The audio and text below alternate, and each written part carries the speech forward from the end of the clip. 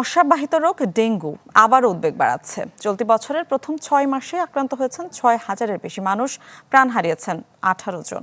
বিশেষজ্ঞরা সতর্ক করছেন, বর্ষার তীব্রতা বাড়ার সাথে সাথে আগস্ট ও সেপ্টেম্বরে পরিস্থিতি আরও ভয়াবহ হতে পারে।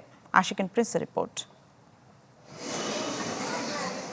বর্ষা মৌসুম শুরু হওয়ার সঙ্গে সঙ্গেই বাড়ছে ডেঙ্গুর প্রকোপ।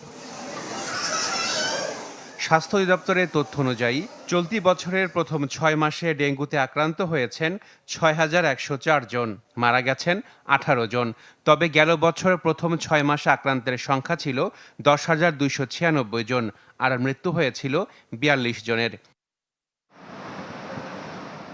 ভাইরাস বহনকারী এডিস ইজিপ্টাই মশার কামড়েই ছড়ায় ডেঙ্গু রোগ। জনস্বাস্থ্য বিশেষজ্ঞদের মত, 26 বছর ধরে ডেঙ্গুর সংক্রমণ অব্যাহত থাকায় ঢাকার মানুষের মধ্যে তৈরি হয়েছে এক ধরনের হার্ড ইমিউনিটি। এক বছর এ ভ্যারাইটি দ্বারা, আরেক বছর আরেক ভ্যারাইটি দ্বারা, এইভাবে করতে করতে আমাদের ঢাকার অনেক লোক তারা এই 4টা ভ্যারাইটি দ্বারা আক্রান্ত হয়ে গেছে। ঢাকায় ধীরে ধীরে হার্ড ইমিউনিটি বা গণপ্রতিরোধ একটা জন্মাচ্ছে ডেঙ্গুর বিরুদ্ধে। সুতরাং ঢাকায় আগের মতো আর ব্যাপক হারে হবে না।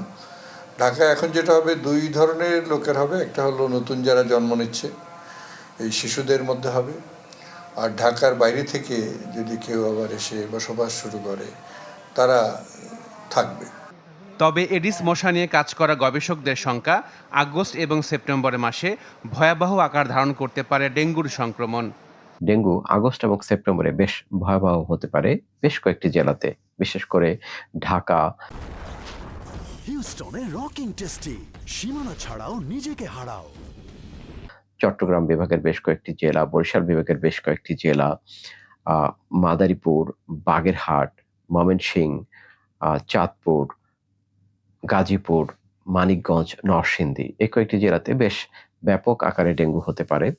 রোগতত্ত্ব, রোগ নিয়ন্ত্রণ এবং গবেষণার প্রতিষ্ঠান আইইডিসিআর এর তথ্য অনুযায়ী ডেঙ্গু ভাইরাসের 4টি ধরনের মধ্যে চলতি বছর সবচেয়ে বেশি শনাক্ত হচ্ছে ডেন 3। 91% বেশি এই ধরনে আক্রান্ত, আর 8.5% ডেন 2 ধরনে আক্রান্ত। ডেন 3 বা ডেন 2 এদের কখনো কখনো দেখা গেছে যে আগে সংক্রমণ না থাকলেও প্রথমবার সংক্রমণে এরা মারাত্মক জটিলতা করে।